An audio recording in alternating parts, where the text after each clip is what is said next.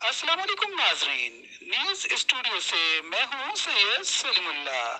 अधूरे सिलसिले से खबर शामिल करते हैं, जहां सोशल एक्टिविस्ट मैडम मुसना कुरैशी की काविशें रंग ले आई और दावी जी की कि इलाकों जहां किल्लत आब का मसला संगीन हो गया था, इन इलाकों को पीने के पानी की लाइन दे दी गई।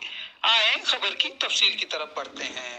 सोशल एक्टिविस्ट मैडम हुस्ना कुरैशी की काविशों के बाद सूबाई वजीर सैयद नासिर हुसैन शाह की खुसूसी हिदायत पर हुस्ना बच्चू कोली गोड धाबे जी को पीने के पानी की लाइन दे दी गई।